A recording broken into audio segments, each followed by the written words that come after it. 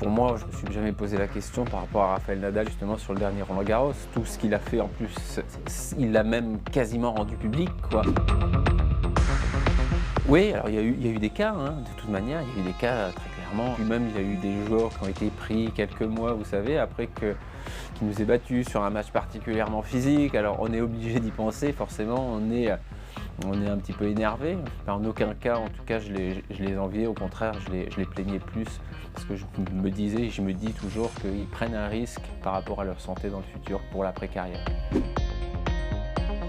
En fait, les contraintes n'ont fait qu'augmenter. Il y a eu pendant ma carrière, moi je commençais au milieu des années 90, il y avait assez peu de choses dans les premiers échelons, et puis quand on franchit les échelons, il y a un peu plus de contrôle. Puis après, quand on reste justement sur le circuit principal, il y a eu de plus en plus de contrôles effectués, de plus en plus de contraintes, et sur les dernières années, cette localisation quotidienne. We have to fill out with the doping forms every single day, 1 hour during the day where you are, so you're always aware in the back of your head they could be coming any moment, or especially that 1 hour. And once that all drops away, you actually feel quite lighter, relieved. Alors pour Federer, il est gentil Federer, mais Federer, lui, quand il donnait sa localisation, c'était facile, hein, grosso modo, parce qu'il arrivait tel jour, et puis 9 fois sur 10, il était en finale, donc il n'avait pas changé. Mais quand vous donnez votre localisation et que vous perdez au deuxième tour, ou au premier tour, et que vous prenez un avion le soir, il faut donner justement sa localisation dès le lendemain. C'est vraiment une contrainte permanente, mais je dirais que ça fait partie aussi du métier, voilà. Ça fait partie de certaines contraintes qu'on peut avoir, et ça, je pense que ça a été accepté par la quasi-totalité des joueurs, parce qu'ils savaient aussi que c'était nécessaire.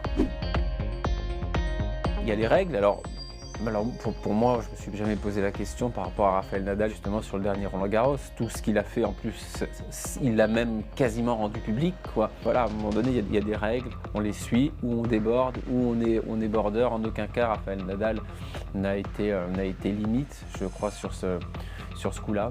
Moi, j'ai absolument aucun doute sur l'éthique de ce joueur, et c'est pas parce qu'un joueur est particulièrement physique, athlétique, qui justement il est dopé. Il faut faire attention à ces raccourcis-là.